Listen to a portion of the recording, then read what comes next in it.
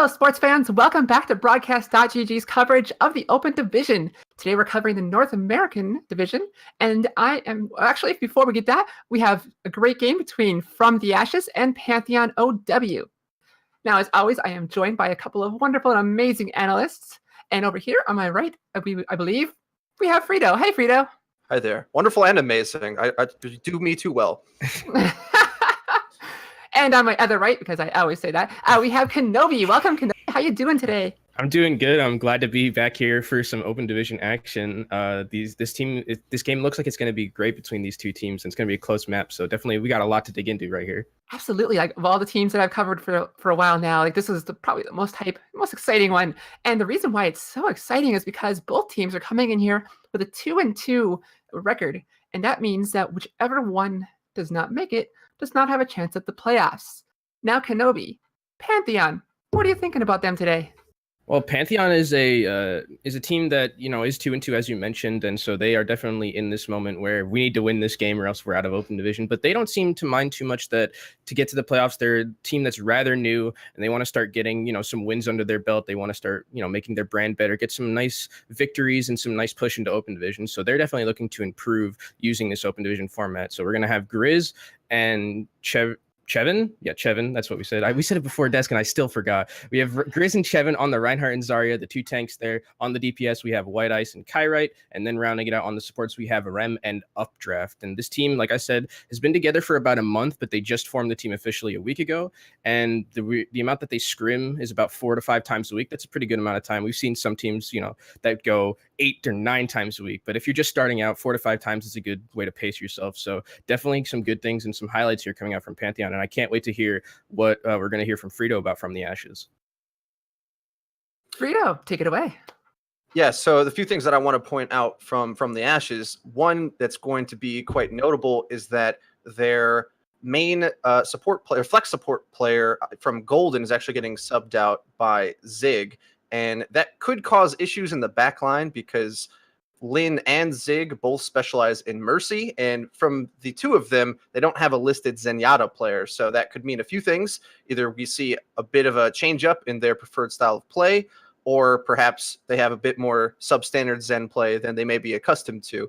The other things that I want to look out for is Red Panda on the Hanzo, because he's the type of hero that's a bit boom or bust, especially in a very tank-heavy matchup.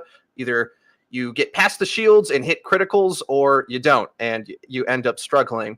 The other player is Pixel, who prefers the Winston over the Reinhardt, which goes a bit one way or the other as well. If the enemy team is playing a very deathball style, and Winston can't really get away from all the stuns and things, Winston can start to struggle, and if he gets forced onto the Reinhardt, he could look to struggle there as well. So I would be looking to Panda to try to bring them over the top and really carry the load for this team.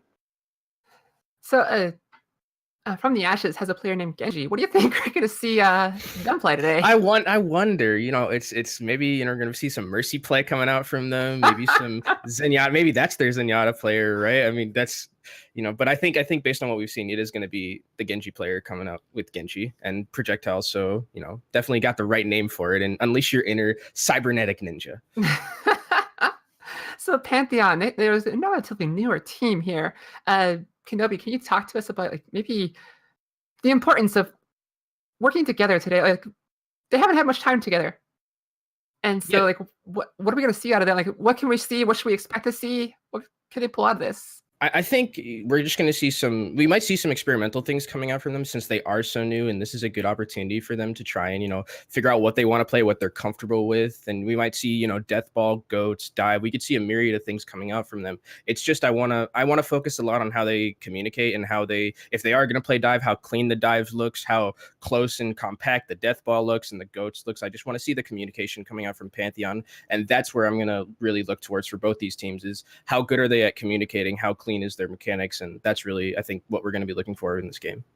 Excellent. And Frito, is there anything you want to add from the Ashes? Perhaps we talked about the substitutions a bit here, but I see Lin loves to play Moira and Ana. I want to see more Ana play. What do you think about Ana? Yeah, as well, especially if you have the Genji, the combos for Nanoblade can be the entire way that your entire win condition for winning a lot of your fights. So if he is indeed a Shimada brother and more of a one-trick Genji, perhaps they could ride that Nanoblade to victory. So with the combination of that and some good Winston play, they could make space up against any type of composition.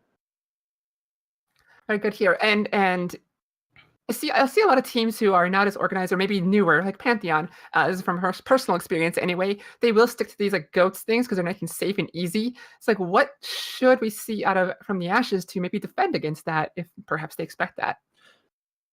Personally, what I would love to always see is teams practice Wrecking Ball, but if they don't have that listed, I'm going to say that's probably not going to be coming out. So I think it's going to come down to oftentimes even really good Lucio play, one of their supports. It was probably going to be coming to Zig to be filling in on the Lucio, and that really helps stabilize the front line and move the tanks around, especially if you watched the Korean contenders finals between Runaway and Kongdu Panthera. Slime made a lot of big plays in that matchup. So if it goes to goats v goats, oftentimes it's the Lucio making a lot of those big plays.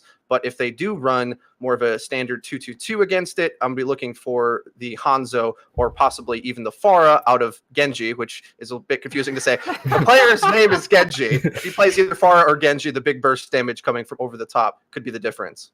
Yeah, and to Frito's point, and speaking about Korea, we saw Carpe a lot play Doomfist against Ghosts, which is one of those counters, you get a lot of those boops and get that, mess that ball up that, Ghost likes to play. It's just a very compact ball. So you just, you play Doomfist against that. He had that buff recently as well with his shielding. So if you're able to get into the back line and get a couple of burst kills like Frito is mentioning, you can definitely stop Goats in its tracks. So definitely looking for those boop heroes, the Lucio, the Wrecking Ball, and the Doomfist. Those are something we could see if Goats is going to be run a lot today.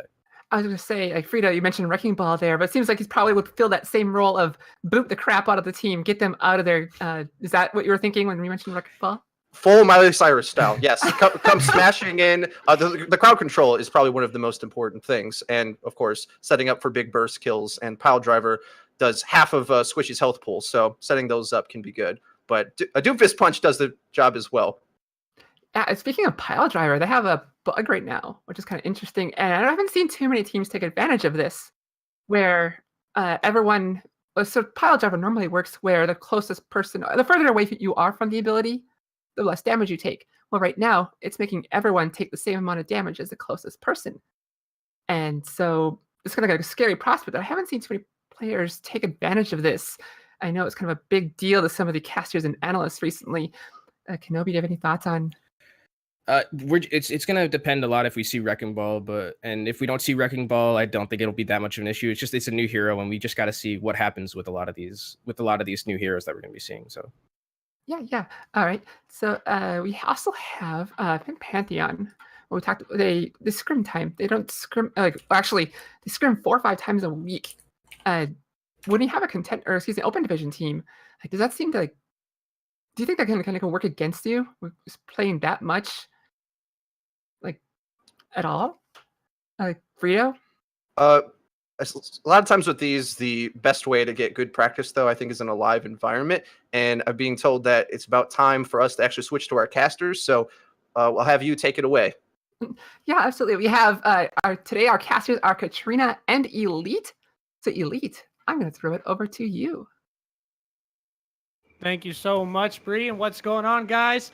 Welcome. Thank you guys for being here. Broadcast.gg, Overwatch Open Division. I'm joined with my good friend Katrina. How are you today, ma'am?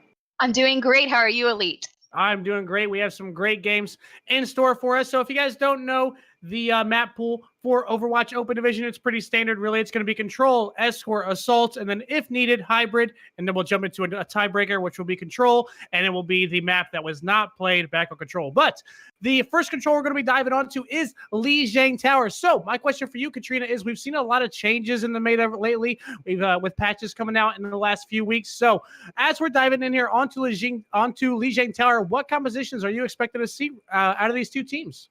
So it really will depend on what submap of Lijiang we start on, which looks like Night Market. So for Night Market, we'll have a little bit more flexibility of compositions. I won't be surprised to see triple support, triple tank, the GOATS composition that we're quite used to. But at the same time, since there's so many different ways you can enter the sides of Lijiang Night Market, we could even see some dive or a farmer seat to potentially counter this triple tank, triple support combination. So I'm definitely looking forward to seeing those contributions, maybe a Brigitte thrown in there as well. And when I look at this attack, what I'm really looking for is to see who will have the most effective ultimate economy. On these control maps, it's so important to gain that first control so that not only do you get that percentage ticking, but your ultimates will lead to some more wins as you go further on into the attack, especially since it's a completely symmetrical map. I have casted PantheonOW, who is a team on the red, and they currently have a sub, and that's Chop.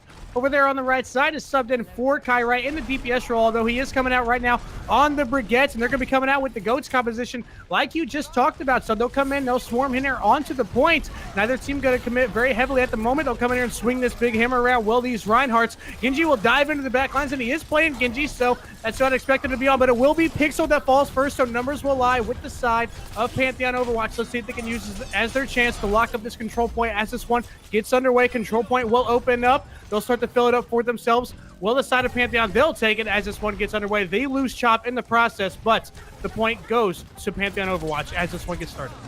Yes, and that opening pick that Chop had onto Pixel on the Reinhardt was so vital in that right now, From the Ashes does not have a Mercy, so there is not that resurrection available if your Reinhardt does die in that first fight.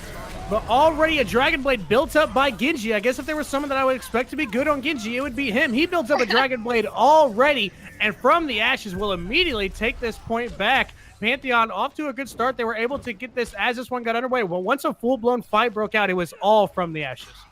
Yes, definitely. And as we look into this next fight, we can see that there is not a Zenyatta on either side of the team, and both Elysian and White Ice will have their Graviton, which is coming out right now. There's the Graviton Surge coming out. All of the side of Pantheon were caught in it, and they'll use this their chance to engage. A bigger Shatter is going to come out, but Pixel dies as he brings it out, and this will allow the side of Pantheon to swarm back in. Grizz with 2 kills already. Big numbers advantage for the side of Pantheon. They'll come out on top in this fight. The rest of From the Ashes will be forced to retreat. They'll flip the point back for themselves. It's back and forth as this one gets started. Definitely, and as I look to the next fight, we see support ultimates coming in from Rem and Chop on the Brigitte and the Moira, so they will have the benefit, Pantheon will have the benefit of this extra armor in the next push. It'll take a lot of coordination for From the Ashes to really break through that. A lot of ultimates ready over on the side of Pantheon. They only have the 2 ready on the side of From the Ashes. And there comes the Graviton Surge already coming out from White Ice. They'll use this their chance to engage. I don't know how well this is going to go for the side of From the Ashes. Like I said, a lot of ultimates on the side of Pantheon. Zig did come out with a sound barrier to keep them alive through that Graviton Surge. But at the moment, it still is the side of Pantheon. But let's see if they can turn it with the Dragon Blade as Genji brings it up. But he'll eat a shield bash to his face, and he'll get nothing out of that Dragon Blade. From the Ashes will get shut down. 70% about to be built up for the side of Pantheon. They might have one good fight left and then flip this point for themselves. Some swaps coming out as we see Genji making a swap over to Doomfist. And although definitely Pantheon had the advantage in that fight, you need to look at the ultimate economy right now. So many ultimates, especially White Ice's Graviton Surge, were invested in that push. And as I see, Elysian is 95% to his Graviton. That is almost a guaranteed team fight for From the Ashes if this is performed well. Red Panda, very close to having this Riptide ready. It's going to be a Graviton Surge coming out from Elysian. Red Panda will jump high and up and above and throw some grenades into this giant Graviton Surge. It's a big fight for the side of From the Ashes. There were no ults ready for the side of Pantheon. They burned nothing in that fight, but it's a big fight for From the Ashes. Team kill. They will flip this one for themselves as it went into overtime. 99% built up for the side of Pantheon, though. They're going to have to hold this for the rest of the time. Will From the Ashes. They have some ultimates ready on their side to defend this one. Red Panda with the Riptire ready. A good pick. Can completely shut down any push that might be about to come from the side of Pantheon. Here comes the Riptire right now coming out from Red Panda. He's going to drop this one in and take out Grizz. And with Grizz gone, they're going to have to wait for him to come back before they can even make an attempt at a push.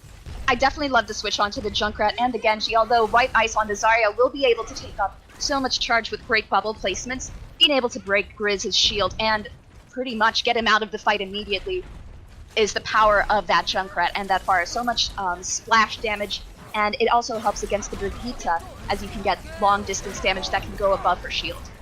Graviton Surge comes out from White Ice. At the moment, Pantheon coming out on top big in this fight. Already 3 players dead from the side of From the Ashes. This might be the end of round 1. Earth Shatter is going to come out as well from Grizz and catch the rest of the 3. That's going to do it as they all get wiped out. They will capture this point back for themselves. We'll go into overtime, but it's not going to matter. Time is going to run out for the side of From the Ashes. We'll get a last-second contest there from Red Panda, but he's just delaying the inevitable. Overtime will burn down in round 1. We'll go to the side of Pantheon.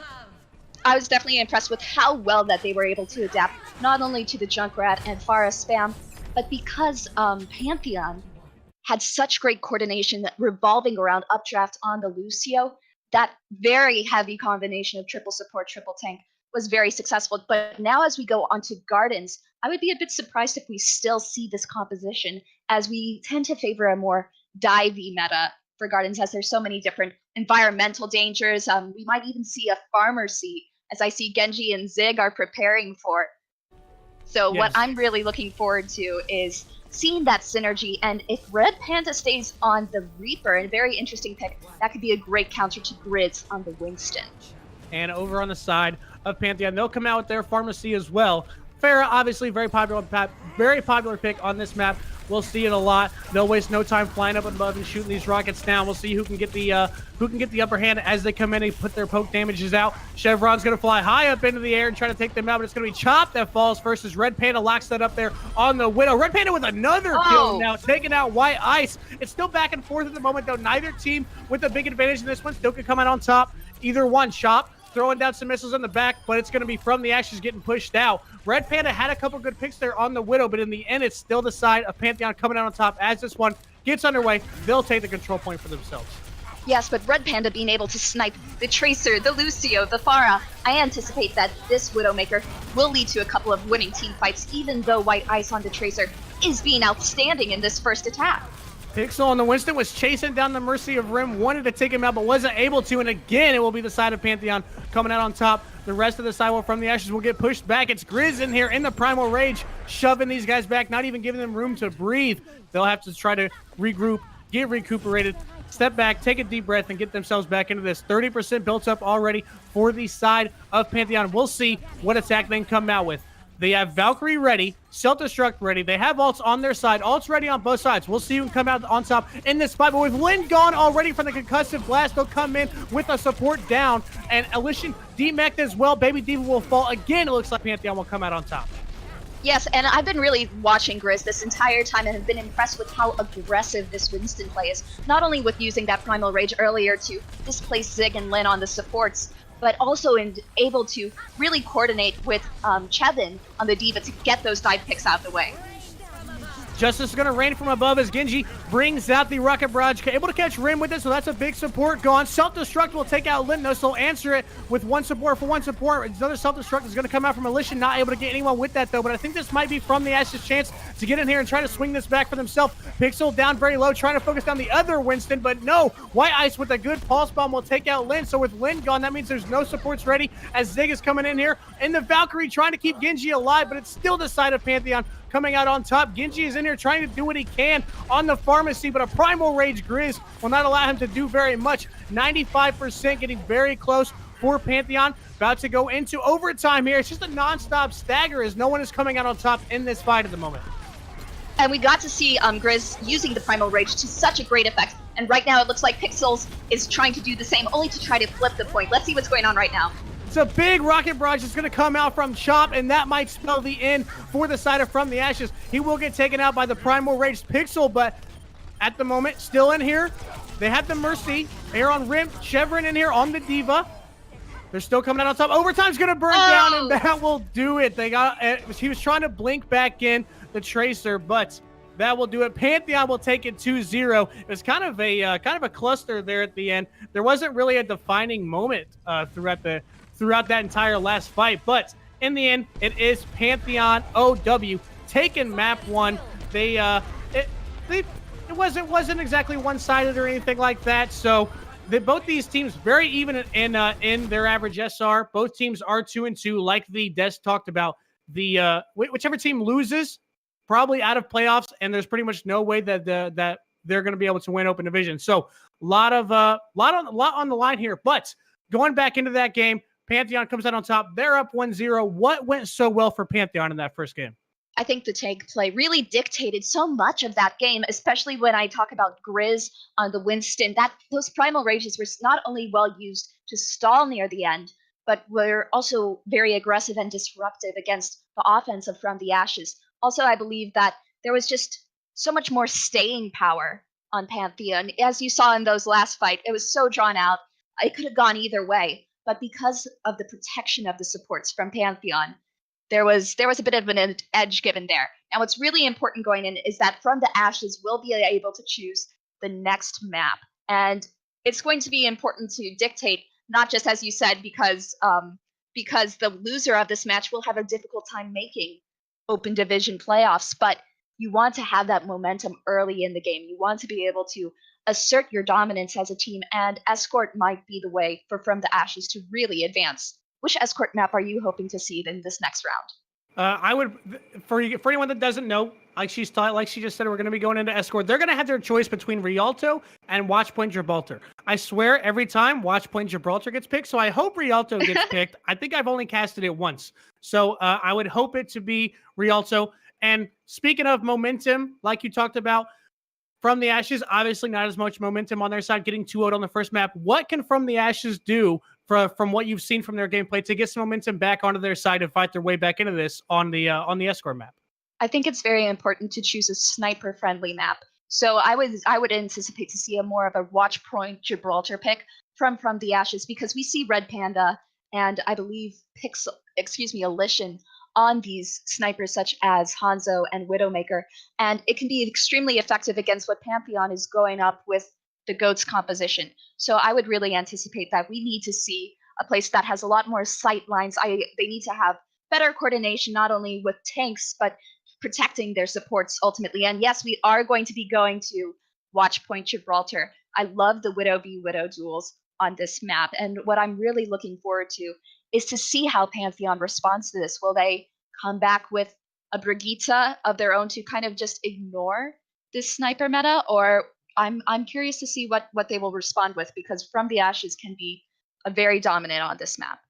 And exactly like you talked about, Watchpoint Gibraltar, very popular Widow map, and we saw what Red Panda was capable of on Widow. We'll see if Pantheon is able to come out with a Widow player of their own. I'm sure they're able, but I will say that they had a big Widow player last time I casted them in Kyrite, but Kyrite, like I talked about in game one, not here right now. He's being subbed in. Chop is the sub for Kyrite. I've never seen Chop play. This is my first time. I don't know if these guys are Widowmaker players. If I pull up our cheat sheet real quick, there is no, actually, there's no Widow player. White Ice does say that he plays Hanzo, so we might see Hanzo come out, and we'll see which DPS player on the side of Pantheon might come out with the sniper. We'll see if Red Panda even comes out with Widow. Maybe we're hyping all this up and Red Panda won't even play Widow. But exactly. As we're gonna jump into Watchpoint Gibraltar, it'll again be the side of Pantheon Overwatch on attack. They'll be up first. On attack here on Watchpoint Gibraltar, what kind of compositions do you like to see? I really do. As going back to, I loved seeing the Widowmaker, but I tend to like to even see a dive composition on Watchpoint Gibraltar. I think it can have great effect to not only dislodge potentially an Orisa on defense, but if you do have that great coordination between a Genji and a Winston, which I'm kind of hoping to see from Genji later today, the player Genji, it can disrupt all of the players in the back line, get those supports out of the way, and make the tanks really sitting ducks. Now, as we look at the defense, we can see that Lin and Zig will be running the Mercy Lucio combination, and we will see a double sniper from Red Panda and Genji, which is an interesting pick given that both tanks are dive tanks. So we will see the Diva and the Winston. I'm definitely looking forward to having that Genji on Hanzo. That sounds so wrong. Having the player Genji on Hanzo, in that his Storm Arrow capability will be extremely effective against Pantheon's very shield-focused composition. Now, it's vital for Lin to be protected on this defense, so you do still have that resurrection capability. But I anticipate that right now, Briz will be going back onto the Winston to try to get Lin out of the way first. So we'll be double snipers from the side of From the Ashes. Over on the side of Pantheon, they're going to run one DPS, and then they're going to bring out the Brigade. We've seen this a lot, but Chop, like I talked about, Chop is a sub for the side of Pantheon, and he's a sub as a support player. So they're technically playing in a way with 3 supports right now, 1 DPS. So we'll see how the side of Pantheon is able to fight over that. But as we can see at the moment, it's immediately 2 kills already for the double snipers out of the side of From the Ashes. The side of Pantheon will get pushed back for the moment. They'll have to wait for, it was Grizz. We'll have to wait for their 2 players to come back in. It was Grizz, and I think it might have been Updraft. Someone else that got caught out there right as that one got underway. But they're just coming out with White Ice, Solo on the Tracer on the DPS, and Chop on the Brigade. What do you think of the 1 DPS strategy? I'm not too sure that it's very effective, especially now that the Dragon Strike is coming out. And was that eaten up? Right now, though, having a single DPS player, I think, isn't enough to really distract from the 2 snipers. We only have a Tracer, and I think that right now the Tracer might be detrimental to this fight. Wasn't eaten up. It did come out, but Genji did build up the Dragon Strike extremely fast. But again, it's going to be the side of Pantheon getting shut down. Minute, 20 seconds gone. They bring it down under the bridge and up to the archway, close to the checkpoint, but this is where we usually see a defense. The infrared sight will come out from Red Panda, so nothing sneaky is going to be able to come out from the side of Pantheon. But like I said, it's only White Ice on the DPS. He'll get taken out by Red Panda, so they'll wait for White Ice to come back before they can even engage anything heavily. But they'll still try to go for it as Chop rushes in with the shield bash, but with the pick on the Genji, that might be their cue to jump back in. He will get res back in by Lin, though, so Genji will come back in. White Ice is actually going to make the swap over to Widow, so maybe now we'll get some of the sniper duels we talked about. But 2 minutes gone already. Do you think the swap over to Widow is going to be what Pantheon needs to possibly finally hit this first checkpoint? For sure. Not only am I extremely impressed that Red Panda has been able to snipe the Tracer, but White Ice will be able to make Red Panda feel a bit more uncomfortable and try to make Updraft use that Transcendence a bit early if a great shot comes in. Transcendence will come out from Updraft. We'll see if Pantheon can be able to push in off of this. White Ice did get the pick. Self-Destruct's going to come out from Elysian. He'll take out 2. So a big Self-Destruct from Elysian might shut down this attack. Coming out from Pantheon. He'll keep up the aggression and try to push Chevron back. But a res is going to come out to bring Updraft back in from Rim. At the moment, still in here fighting is Elysian as Genji here as well. I don't believe they have any supports here at the moment, so they're just doing this with these 4 from the side of From the Ashes. Chevron is getting pocketed hard by the Mercy. Supports will come back in from the side of From the Ashes, and Lin and Zig finally make their way back in. Now Self-Destruct will come out from the side of Chevron. Won't be able to get anyone with it, though. Not quite as successful as Elysian's Pixel will jump back in with the sound barrier, keeping all of them shielded up. Thanks to Zig from that. Pixel taken down very low. No one committing heavily to this fight here. There were a couple picks that came out from both sides, but no one with an upper hand. Pixel will fall. Let's see if the side of Pantheon can be able to push in off of that. 2 picks already, but another Self-Destruct is going to come out from Elysian. Not as big as the last one, though. This fight is going to go to the side of Pantheon. Yes, and what really made that difference there was White Ice popping off on that Widowmaker. Him and Chop on the Brigitte having that extra armor. As you can see, Updraft, the Zenyatta for Pantheon, now has armor to help protect him from all of those threats that, as Updraft is the only person on the payload right now. But White Ice is continuing to absolutely dominate, demeching Elysian. White Ice will hang out, or Updraft will hang out and keep the payload moving. White Ice, we talked about what kind of swaps they need to make to finally get this payload moving. Maybe it was White Ice over onto Widow, because White Ice comes out. He's on fire right now, trying to get this pick onto Elysian on the Baby Diva, but not locking it up there. But they are keeping this payload moving. They're about to hit up right. Oh, but he'll get taken out by Red Panda. So White Ice will get sent back to the spawn room unless Rim is going to come in for the res. Yes, White Ice will come back into the fight. Pixel will dive in and try to focus down the Chevron. Dragon Strike will come across. Primal Rage will come out from Pixel to keep him alive, but there's a big Transcendence coming out from Updraft to keep this rest of his team alive. They'll be able to take out Zig off of it. Numbers advantage lying with the side of Pantheon. Let's see if they'll be able to take this one to the next checkpoint off of that. Currently, I believe it's a 6v4 right in here, but the spawn advantage is going to slightly side with the side of From the Ashes, but it's still the side of Pantheon coming out on top right now. Grizz builds up another Primal Rage. White Ice wants to take out Limbo, won't be able to lock that up. Grizz trying to focus down Zig, chases her out, but it's going to be second checkpoint going over to Pantheon Overwatch.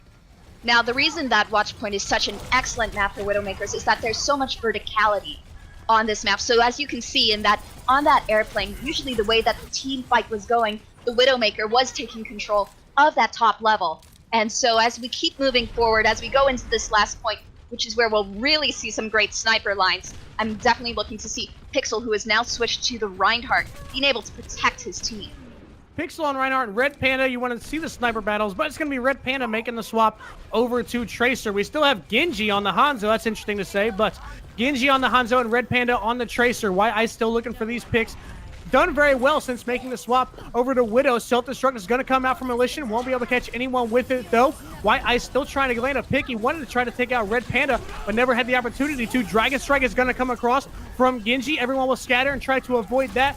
Chop dives in a little too far there, will be taken out by Pixel from the Ash. Is going to use this as their chance to push farther in. Genji will take out White Ice, will take out Rim as well. Big play there from Genji. They'll chase the Genji, will take out Updraft. He wants Grizz now as well. Grizz will jump away, but not get away from Genji. Big play from Genji on the Hanzo right now. Genji is absolutely ridiculous right now, being able to take out both supports, completely shut down the entire push. I am happy to see that Red Panda has switched onto the Tracer. It'll be such a great counter to those backline Zenyatta and Brigitte. So I'm really anticipating there to be a lot more flanking on this next defense from Forever and Ever. Red Panda with the Pulse Bomb ready, but it's going to be an Earth Shatter coming out from Pixel to get this one underway. Pulse Bomb will come out and take out Rim as well. 2 players gone already from the side of Pantheon. That's going to spell the end of this fight pretty much already. Red Panda dives in a little too far. Will get taken out by White Ice, but it doesn't matter because it's still the side of From the Ashes coming out on top in that one. We're down to less than 90 seconds left on the attack for the side of Pantheon. With 90 seconds left, what do you think they need to do to be able to hit this third and final checkpoint? Okay, I love that Chop has switched onto the Pharah. I think that's a great pick, especially now that, Red Panda has now switched to the Widowmaker to counter that. But if Chop is able to gain so much damage as that Pharah and get that barrage for the last push, I think that can absolutely destroy that Reinhardt combination, especially if the Alishan is demacked early. Red Panda will get taken out, though, but it's going to be Genji again, locking up 2 kills. This guy's a beast right now on the Hanzo. He should have named himself Hanzo. Again, the side of Pantheon will get shoved back. That fight was off to a decent start. Grizz dove right up onto the bridge, had some help from Chop, and they were able to take out Red Panda. But again, it's going to be them getting shut down by From the Ashes. They have 30 seconds left.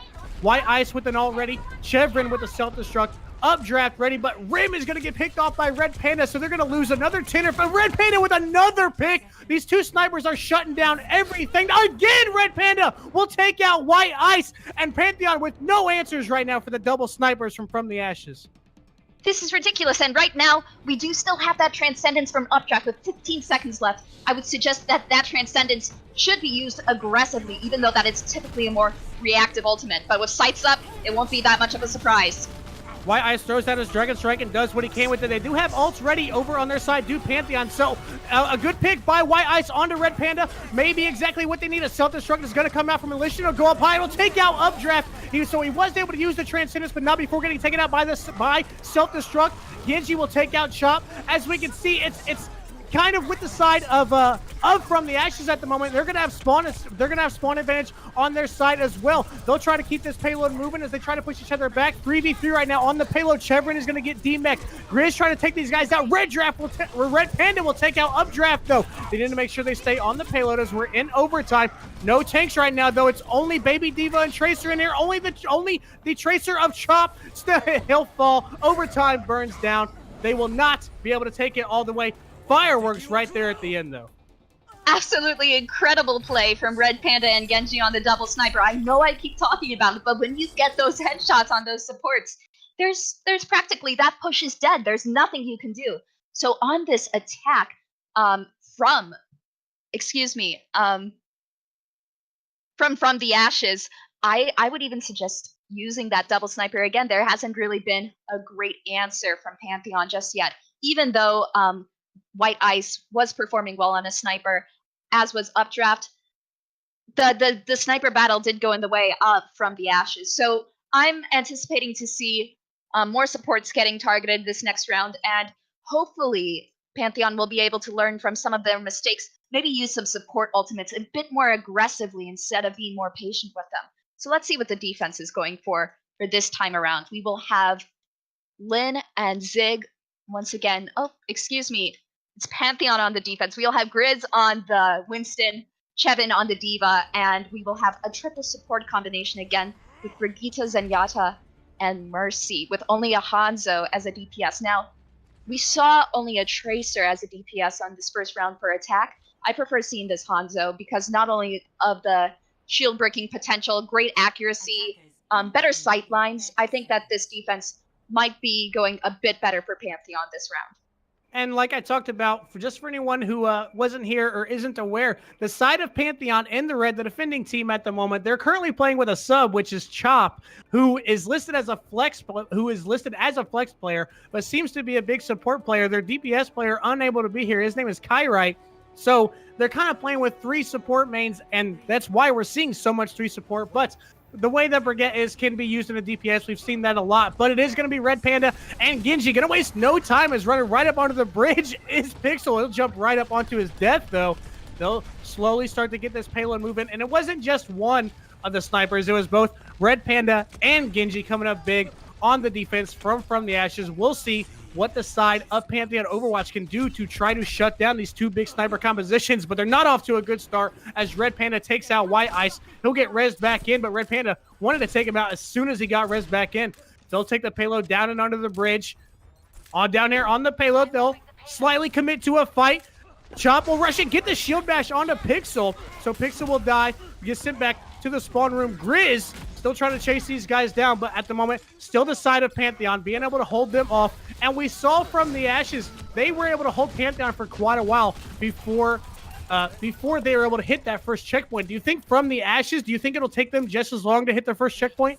I wouldn't be surprised, especially now that they have to go back to the payload at this certain point, which is such a great chokehold for a defense. I wouldn't be surprised if Pantheon even backs up even further, giving them a little bit of ground from the Ashes, some ground. But with Genji onto the Pharah, this could be very disruptive against Chop, unless Chevin is really able to negate all of that damage with the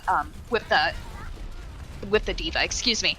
Well, with no hit scan over on the side of Pantheon, we'll see if they have an answer. Genji wants to take out Updraft right now, but Updraft will be the one to take out Genji. Updraft will pay for it with his life as Pixel was able to dive back in there and take him out, but not before Updraft, not before Updraft was able to take out Genji. Rally's going to come out from Chop as he dives in here and tries to take these guys out in here on the payload. He wants to chase down the Mercy of Lin. Lin will try to dive away. I don't think she's going to get away, though, as Chop takes out Lin, and again, the side of From the Ashes will get shut down. This is pretty much deja vu from what we saw from the side of Pantheon. It took them quite a while to hit this first checkpoint. We'll see if From the Ashes can pull it together and get this one. We'll see, as we already saw Genji make the swap over to Pharah, and now it's Red Panda making the swap to Tracer. And I am really excited watching Chop play that Brigitte, because as we talked earlier, yes, they are running a triple support, but Brigitte is an anomaly of her own. This character can be played, sometimes even referred to as a half tank, as a half DPS. So there's so much flexibility, especially against these dive tanks. Red Panda gone already. Got picked out there by White Ice. Did get rezzed back in, so 6v6 right now. Dragon Strike will come across. That's White Ice is coming out. Genji takes out Updraft. Small numbers advantage. With the side of From the Ashes, this may be the fight that hits them the first checkpoint. Self-destruct is going to fly out up and above, not able to catch anyone. That was Chevron's. But here comes Rocket Barrage out from Genji, not able to get anyone with it, though. Get taken out during it from the Primal Rage, get punched in the face by Grizz. Chop, able to chase down Red Panda and lock up that big combo to take out the Tracer. It looks like, again, Pantheon is going to hold them off at the moment. Down very low, though, is Chevron. He'll get healed back up. Soundberry is going to come out from Zig as they go for the re-engage. It'll be answered by the rally that's going to come out from Chop. 6v6 in there on the play at the moment. 6v5 as Priest gets taken out. Self-destruct won't capture anyone again. Pantheon still coming out on top in this. From the Ashes is going to be forced to peace out, and they're down to less than 40 seconds left for them to try to hit this first checkpoint. One more good fight left for them. And Pantheon, what's really separating them from the Ashes right now is this incredible use of support ultimates. They're being very communicative with each other. Having that armor from Chop has been vital, but Updraft being able to not only stall the payload, but heal those massive tanks up really led to Pantheon winning that team fight. So we only have 10 seconds left. Let's see what From the Ashes can even do here. Valkyrie and Primal Rage is pretty much all they're going to have ready. Dragon Strike is going to come out from White Ice. He wants to try to take out Genji, the Pharah flying high up above. White Ice trying to take him out, but no, it's going to be Genji that comes out on top in that fight. Numbers advantage lies with the side of From the Ashes. Updraft will fall as well. White Ice will come back in, so that's a big res from Rim to bring that DPS back in. Let's see if White Ice can come back in and try to flip this, but it's Chop coming up big on the Brigitte, taking out both Zig and Red Panda. Genji gone as well. A res comes out from Lin. Lin trying to fly away, but won't get away from Chev. Coming out on top right now is Pantheon. Still in there on the payload is only Zig and Pixel. Let's see if Zig can keep Pixel alive. A good sound barrier will come out to keep them alive for just a little bit longer. They just need to take out these final two, and they'll lock up the win. Only Zig. There goes Zig. Overtime burns down. Pantheon will hold them off. No checkpoint for From the Ashes. They'll take Watchpoint Gibraltar. They'll go up 2-0. That was absolutely brilliant from Chop on the Brigitte. Definitely the star of the game, but let's see what Genji was able to do as Hanzo. I know there is some incredible snipes, but I have to give credit to those supports at the end, especially that Brigitte being able to stun the Diva out of mech, being right there with the team for the AoE, the area of effect healing. If without that triple support, I'm not sure if that push would have been as successful, even though that's a bit more of a untraditional strategy. Big play from Pantheon. Genji got the play of the game on the Hanzo, so that's their consolation prize there. They'll go down 2-0 though. We're gonna throw it back to our desk. Let's see what they have to say on those first two games. So, Bree, Frito, and Kenobi, what'd you guys think? Well, thank you, Elite. Wow, that was an interesting set of matches. I was enjoying it here. But Frito, it's like let's talk about this here. We saw some. Let's just go back to our first map here on Lijiang. And what did you see out of From the Ashes that you'd like to talk about?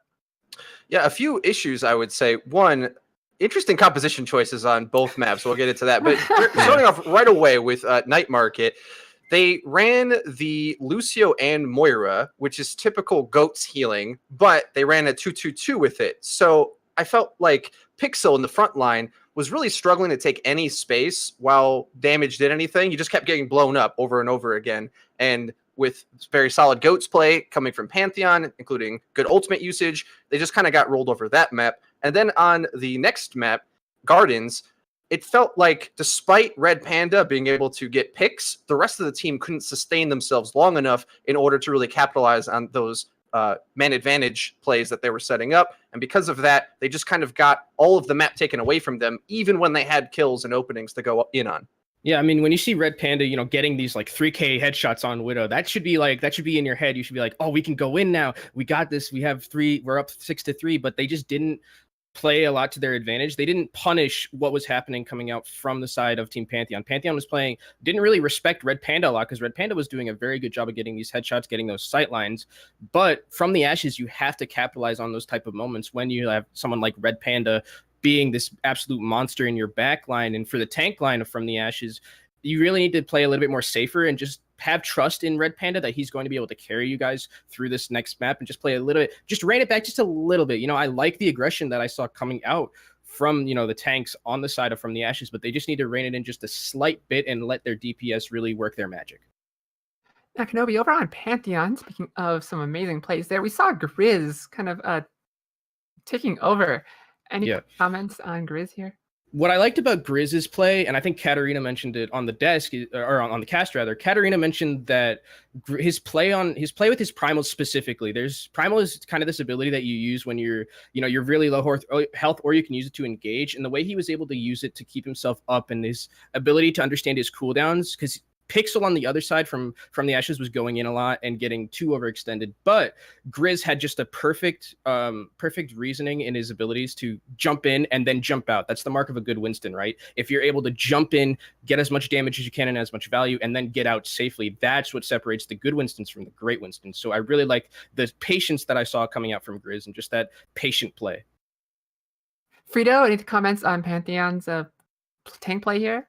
Well, in contrast, I think, especially when we look over to Pixel from the Ashes side, the opposite of that was the case. I felt in multiple cases, Pixel was overextending his face and giving the enemy something to target rather than being a bit more patient and reluctant to poke his head out. And because of that, he was able to get fragged quite early in multiple fights, especially on that Garden stage where, despite Red Panda getting multiple kills eventually in the fight, Pixel went down early, so they didn't really have the front line to just pressure in. The enemy's front line was alive, so they just had tanks on their way, and they couldn't push in. So I think a little bit more discipline and having some faith in your DPS that they'll do the work for you is what they should look to do in the future, because Red Panda was popping off. Just a little bit more patience can get the job done.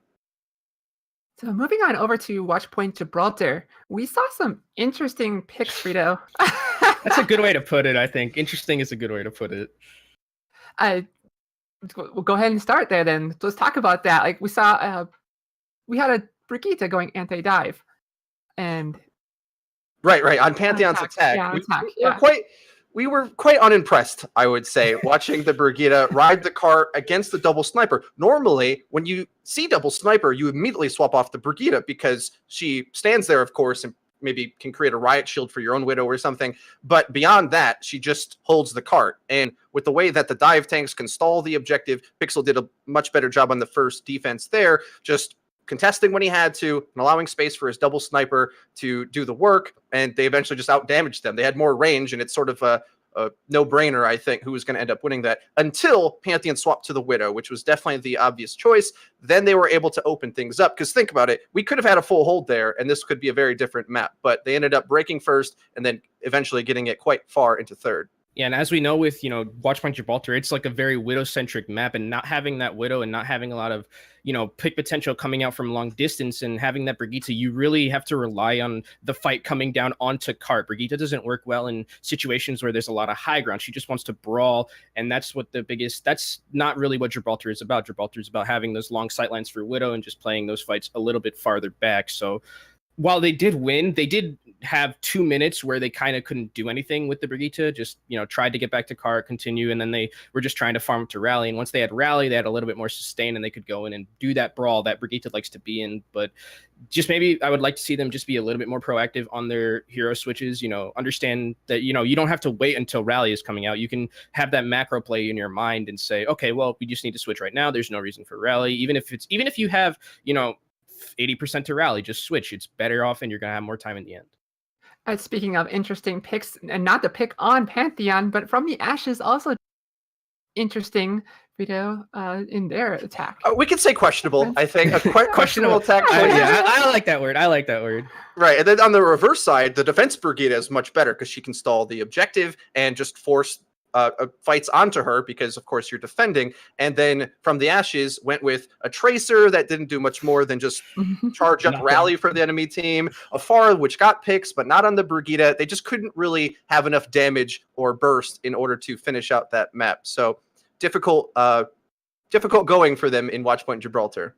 Yeah, it feels like they didn't really know how to counter the Brigitte at that point. It was just, they tried to just swap to whatever hero they could think of. Like, if Farah, we're going to pick Farah, and then Farah's going to try and, get the Brigitte. But the Farah, unfortunately, wasn't really targeting the Brigitte as much. And Brigitte was just going into the backline like the support she is and one-shotting people, other supports, because that's fair, right? We definitely have a very fair character here in this Brigitte. Support, by the way, shout out to Hex. But yeah, it was a very interesting composition coming out from the side of Team from the Ashes, and hopefully they'll be able to bring it back in these next two maps. All right, thank you so much. And our teams are getting ready to head on over to the Temple of Anubis. So I'm going to throw it over to you, Elite. Thank you so much. Thank you guys so much on the desk for breaking it down for us. Like they talked about, it's going to be Temple of Anubis. We'll be diving on to Assault, 2CP, LOL. You guys know. Temple of Anubis will be next. So they talked about it a little bit, but it is 2-0 right now for Pantheon. We'll see if From the Ashes will be able to fight their way back in. Neither of these games have exactly been one-sided, so being down 2-0, we'll be diving. It's going to be Temple of Anubis, like I just said.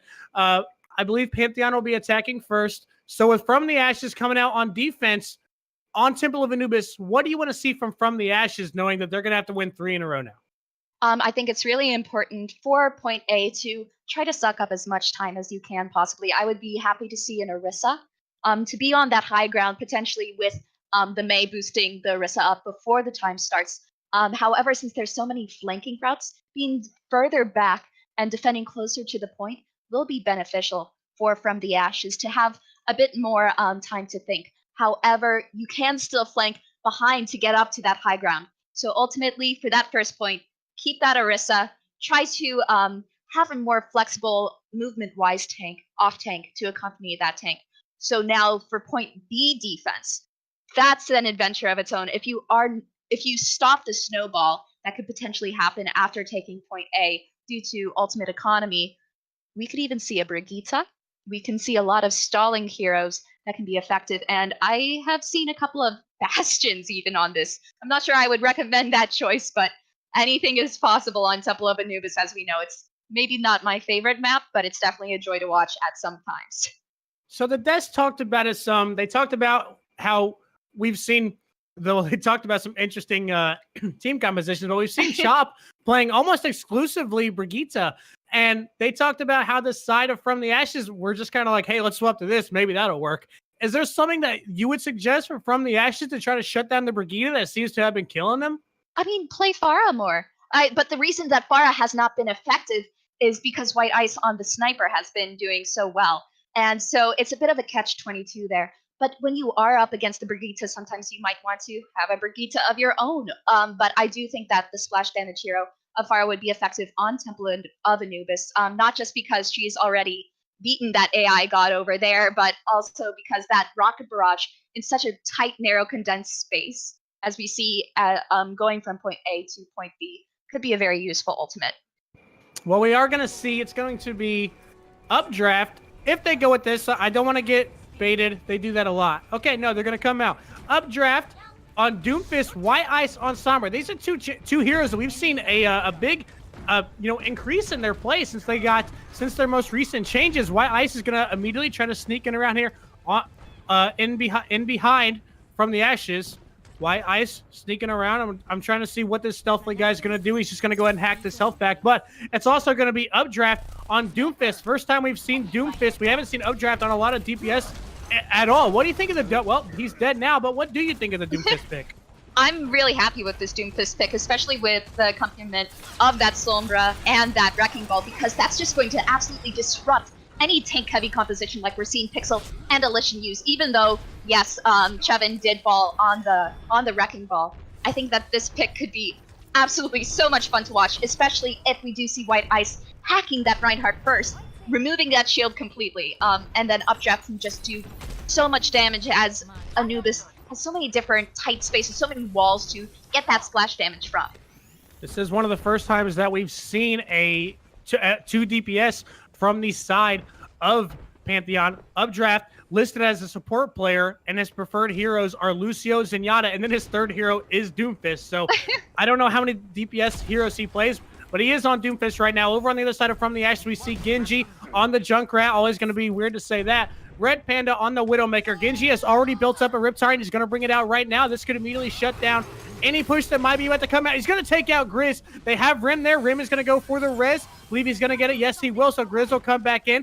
Riptire is negated, but they are going to have no res as this fight is about to break out. Updraft will be the first one to fall. Pixel swinging his hammer, wants to try to take out White Ice. He's down very low though, and he will get taken out. Let's see if the side of Pantheon can push in following this big EMP that comes out from White Ice. It's going to be a Transcendence that comes out from Lynn to keep everyone alive though. At the moment, White Ice still in here, getting healed up by the Valkyrie Rim. Pantheon is hanging on in here at the moment. White Ice starting to fall as both Zig and Red Panda have been sent back to the spawn room. Only Genji in there now. Genji will get taken out. Pantheon will push in, take this point for themselves. Let's see if they can snowball it onto point B.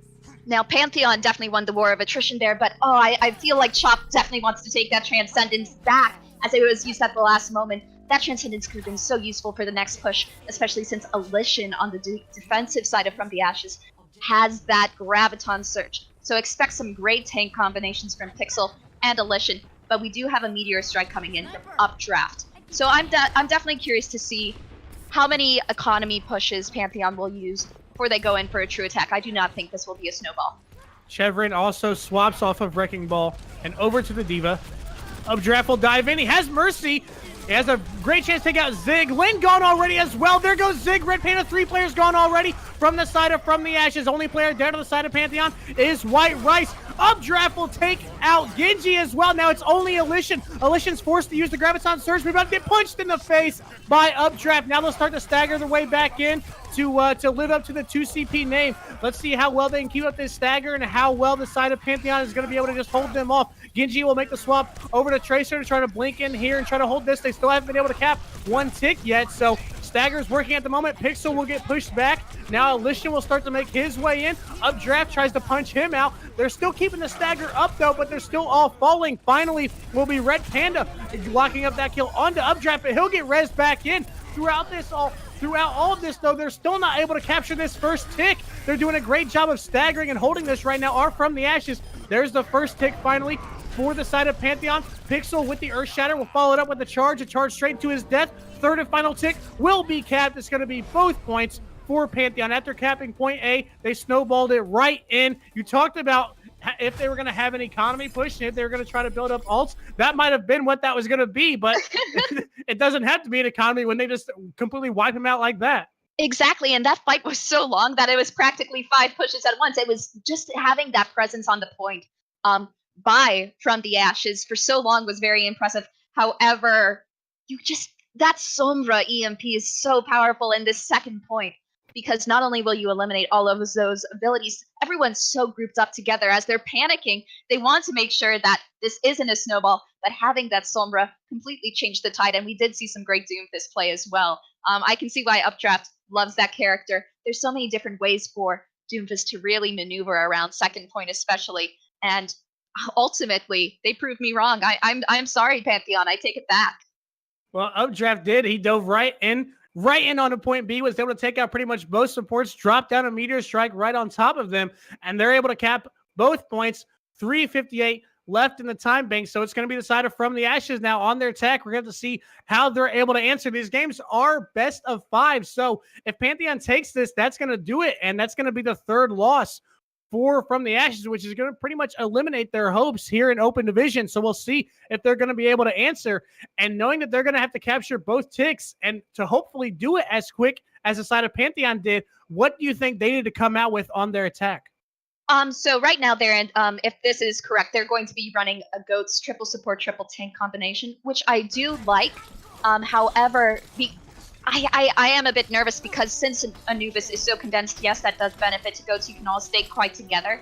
There's so many ultimates that can disrupt that. And I'm very excited to see Chop on the Symmetra to really counter that, to really get so much charge from Pixel's shield. And that's the player I'm definitely going to be watching. Yeah, I think this is the first time that I've casted Symmetra in Open Division, so we'll see what they're going to come out with. Right out the gate, though, it was White Ice getting the pick onto Lin, so Lin gone already, but that doesn't mean that the side of From the Ashes is going to stop their push. They're still pushing in here despite being down numbers. They're just kind of gonna push into their death, though. So this is going to be a pretty one-sided fight for the side of Pantheon. They started this fight outnumbered, but it is Chop in here on the Symmetra, and we've seen Pantheon run Goats compositions throughout this series. So if there was anyone that could shut down the Goats comp, I would think it'd be this team. I agree, and I was so nervous at first because I'm just used to seeing when that Orisa drops down, when Grizz's Orisa drops down onto point, that's usually a signal that the team fight will be lost for the defense. But with this Symmetra, there's so much more flexibility for an Orisa who's typically so immobile. So I'm looking to see that manipulation being used very positively. White Ice will lock up the kill onto Genji, who is there on the Brigitte. No mercy to bring him back in. White Ice will take out Lin as well. White Ice is just up on here, raining down free. They have no answer for him. It is going to be Genji making the swap over to Widow to try to deal with this, though. That's what they need, exactly, because at the moment, it's just them walking into them dying to White Ice, them dying to pretty much everyone on Pantheon, pretty much. We're already almost 2 minutes gone, and they've made virtually no progress. It was just pretty much them walking and strolling in onto the point like they didn't even care, and just getting shut down by Pantheon. So we're down to 2 minutes. They have no ults built up on their side because they've been swapping so much compared to the 5 ults ready over on the side of Pantheon. I don't know what's going to happen here. We'll see what they're able to do. Is they're going to kind of death ball in. Pixel will dive up onto the top. This might be what they need as they dive in. But again, both tanks are going to get shut down. White Ice will take out Genji. Again, Pantheon will come out on top.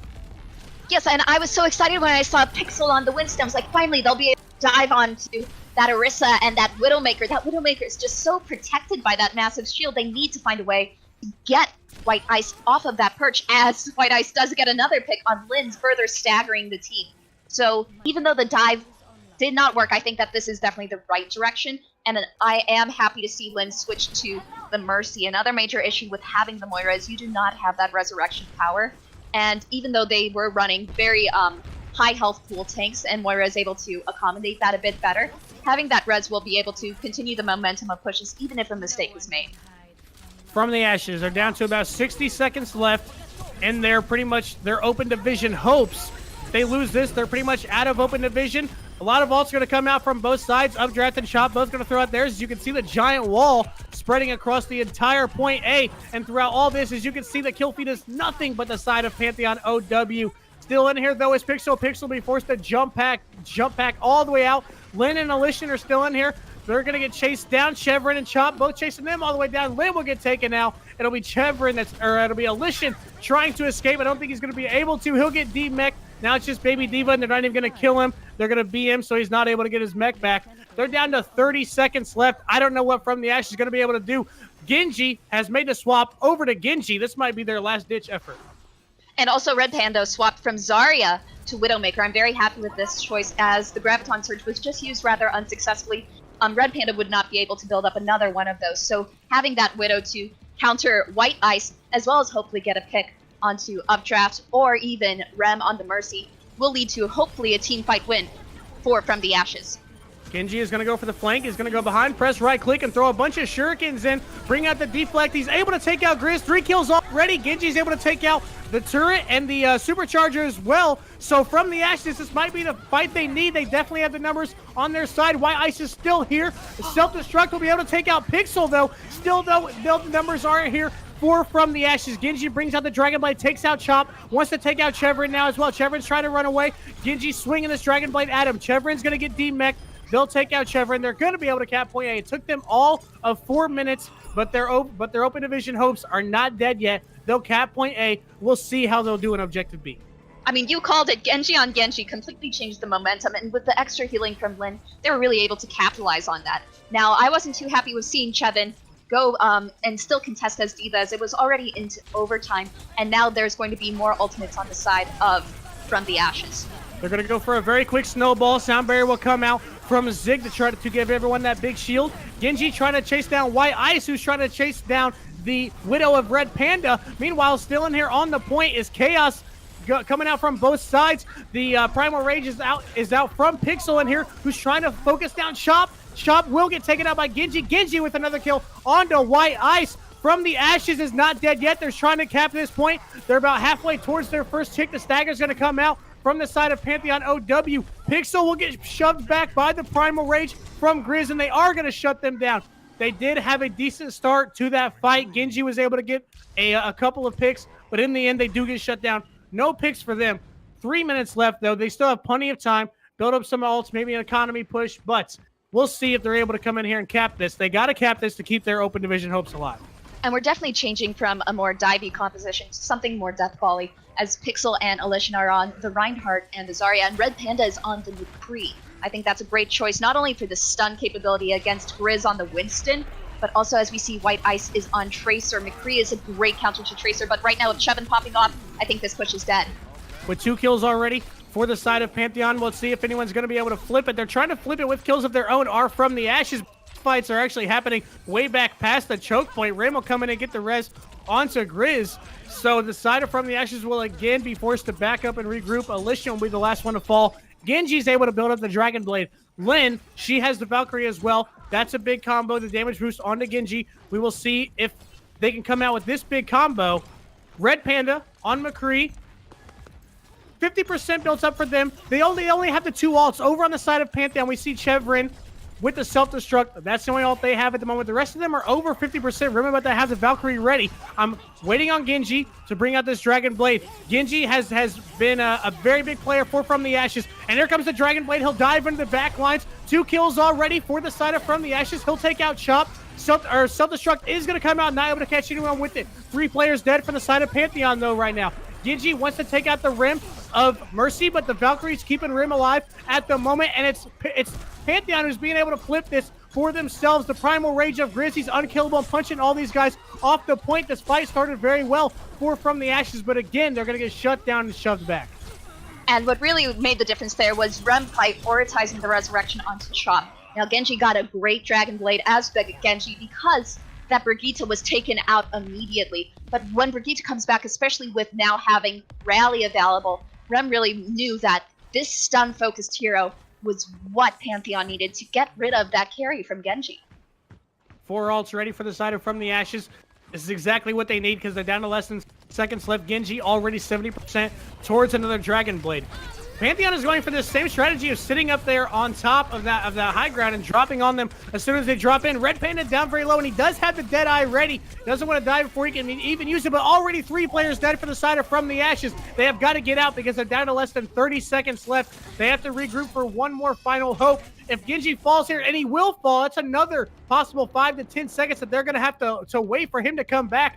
They have almost 6 ultimates ready. They're going to have 1 fight left in them. This last fight here, 6 ults on their side. We'll see if they can do it.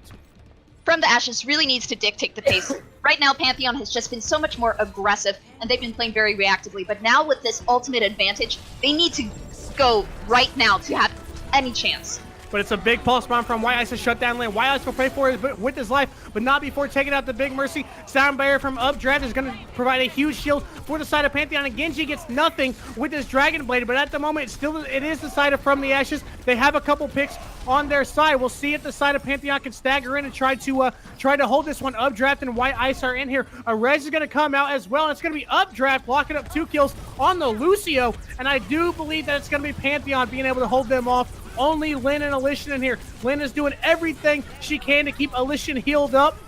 They're still trying to stagger. They just need to take out these final 2. There goes Lynn. There goes Elysian. Blinking back in here, though. No, won't be able to blink back in and save it. That was Red Panda trying to save it at the end. Won't be able to. It's going to be PantheonOW taking the series 3-0. Yes, Pantheon and From the Ashes were much more even than what the score would suggest. There were so many great team fights that lasted on for what seemed like to be forever, but what really made a difference was that Pantheon was able to finish these fights, not only with this great Brigitte play, for example, but really prioritizing targets, getting rid of supports early. I felt so bad for From the Ashes Mercy having been killed so many times so quickly. So ultimately, great play from both teams. There was just more finishing power from Pantheon. So we PantheonOW taking the win here in a Game 1. Thank you guys so much for tuning in. I've been Elite. I've been joined by my good friend Katrina. Thank you guys so much. I'm going to throw it back to the desk. We're going to get their thoughts on these games. Guys, Bree, Frito, Kenobi, 3-0 Pantheon. What you guys think? Thank you so much, Elite. Wow, Pantheon, what a great showing from them today. It's just very impressive kind of all around here. But Frito, let's talk about From the Ashes here. What happened here? Like, what is going on with them? I think perhaps a bit of tilt setting in after some rough couple maps. Anubis, they didn't look very prepared to go into especially that point B attack. And overall throughout the series, I think a bit of questionable understanding with the way that heroes synergize with each other and set each other up for success. So, for example, on that last attack, you have McCree, Zarya, Ryan, Mercy, and Zenyatta. And the problem is neither of them of their sections of their team, either their front line or their DPS core, synergize with the healers very well. So either the front line would get focused or McCree just kept getting dove time and time again without the burst sustain to keep him alive. Very odd decision, I would say, to run against that counter-engage dive defense, especially with that Brigitte again giving From the Ashes a lot of trouble. Yeah, and I saw it's weird, like from the Ashes, because I saw it's kind of like they were all like really good puzzle pieces, but none of them fit together. Like you have the Ryan Zarya, but then you have like Genji and you have this McCree and Genji. What we saw on Lijiang was really good on Genji. It's just it doesn't work too well with the composition you're bringing out. So need a little bit more of that team cohesiveness and understanding of like what heroes work together. You know, comfort can only bring you so far, and flexibility as well. We saw Red Plan to play a lot of different things, but there's some times where you just need to not do the mystery heroes, right? You need to just stick on something, make sure that it's going to work for you, make sure you're comfortable with it, and make sure it's not getting countered by the enemy team. That's the most important thing, because you don't want to run a hero that's going to get countered into what they're already running. You're just going to lose a lot of time, lose a lot of ult charge, and then you're going to have to switch again. So really would like to see some more proactive switches and some better understanding switches coming out from the Ashes. But that being said, they did have a lot of bright spots, and I really think that they can, if they shore up that a little bit, they can definitely bring it in these next couple of games that we're going to be seeing them throughout Open Division. And Pantheon, Kenobi, what were they doing so right? What are they doing so well to work today? Like, what was going on, especially here on Anubis? Okay, on Anubis specifically, White Ice just popped off. Like there's like so much analysis you can do before you just like look at someone and say that person's really mechanically good at clicking heads. And White Ice there a lot of the time had these really good. It was like being pocketed basically by his team behind the Orisha shield, having a lot of good understanding of the sight lines, and then what I liked a lot about him the most was he was getting the supports out of the way first. And when From the Ashes running Goats into you, Goats, you need those 3 supports. If you don't have those 3 supports in Goats, you're basically going to fall apart. And unfortunately for From the Ashes, they just ran in, they got picked immediately, and then they died, and then they have to keep resetting. And then White Ice is just popping off. He's in the groove. He's feeling himself. He's getting those picks onto those supports. So really good job from them in playing White Ice on that Widow. And we saw some Symmetra too, Frito, which was pretty interesting, wasn't it? I loved it, dude. And I actually don't think it's a troll. I think that is very good against a lot of compositions. Anubis specifically. Right. Because it's got that perfect architecture of the map where there's high grounds, but on either side. So you always can bounce from spot to spot. So really, with any attack that the From the Ashes could come at them with, they can move that Widowmaker around, and it's perfectly tailor fit to allow Widow to just be undiveable, essentially. And of course, when you're running the Goats, they're hoping to try to get to point to send the brawl there. But when she has those perfect angles all the time, you saw White Ice time and time again find those headshots, as we were saying. So I think it's legit. Also, Symmetra, her damage is a bit questionable. In the damage side, I think we usually see her in the support category, and you take away one of your supports, but it does splash damage against tanks as well. So just whittling down them from up top seemed to work out. I like the strat a lot. Yeah, I did too. We used to see this strategy a lot during Apex, where teams would set up just bunker down on that upper right ledge there when defending. And now that when you have reworked Symmetra, when you can just bounce around instead of having to dive to the point, like that's a really viable strat that I have not seen too much. So I was kind of happy, and maybe I'll take something away with that myself. I mean, yeah, you save Widow Grapple, which is one of the biggest things. Widow Grapple is basically her best escape tool, but if you're able to, like Frito said, move around with TP, you save that grapple. So if there's a point where something happens where you don't have that TP, she still gets to keep that grapple, have that 10-second cooldown for free. So I really like the Symmetra comp, and I think it's something that we might be seeing a little bit more, especially on Anubis. Mm-hmm. We did see some Sombra play here, and do you think that added anything for From the Ashes? It was From the Ashes, yeah. Pantheon ran it, I believe. Pantheon. As they're adding to their repertoire of different team comps that they're showing us, I think Anubis, I don't know if that was something that they had planned on doing, or if they felt a little more confident in the series that they wanted to pull this out on sort of a bigger stage and really start to flex those muscles. We were saying after watching the game that the attacks from Pantheon on A weren't very clean. They weren't really setting up the combos of like hack, slam, pile driver, combining on the same target, but they had the general premise of taking space and getting those flanks in and at least pushing From the Ashes onto the back foot. And just by simply doing that, it seemed there was enough chaos on A in order for them to eventually grind out capping the point. Again, with a bit more defensive play, this kind of reminds me a little bit of Gibraltar.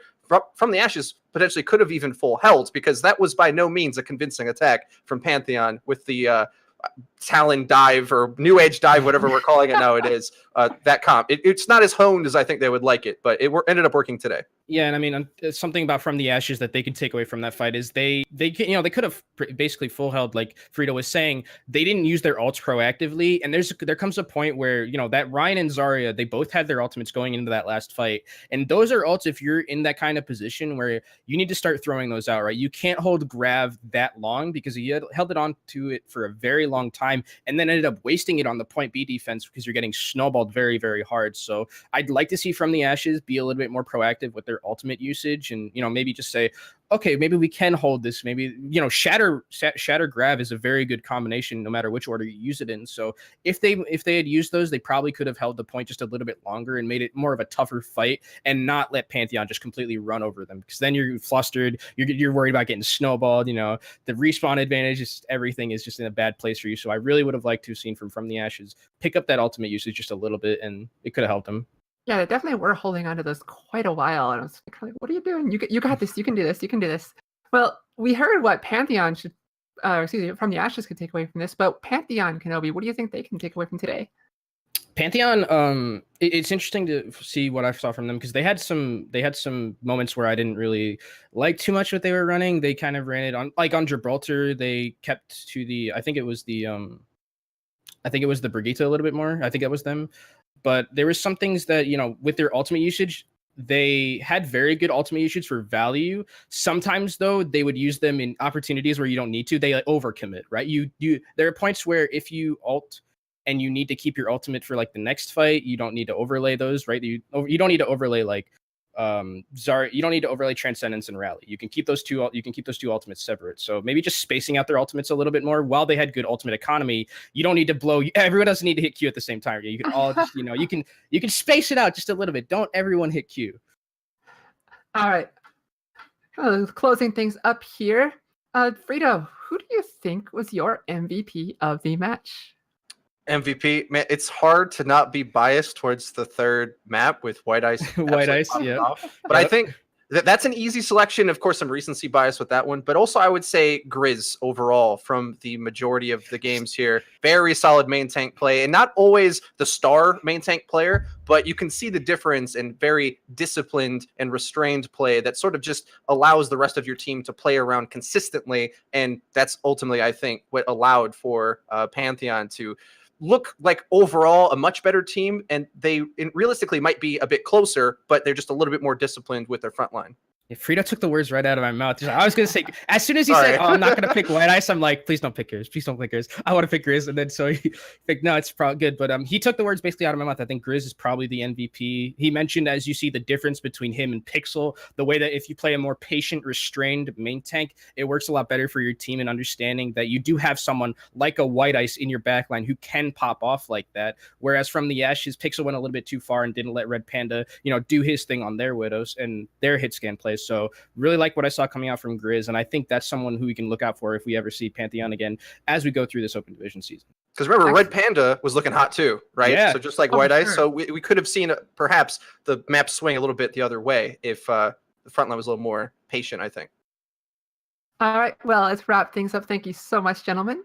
And if you at home ever think like, hey, I want to try this casting thing, analysis thing, hosting thing, producing, all that jazz, head on over to Broadcast.gg, where we have resources for you to check out, read up, try it out for yourself. Come on over to the Discord. We have plenty of people who are willing to talk to you about it, and maybe we can get you hooked up, maybe practice some scrim nights. It's pretty fun. I enjoy it. So a big, huge thank you to Frito and Kenobi. Thank you, gentlemen. Thank you. Thank you. And a thank you to our casters, Elite and Katrina.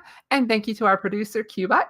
And thank you for watching. Stay tuned. We have a second game coming up in a little bit here, but I'm out of here for the day. Take care.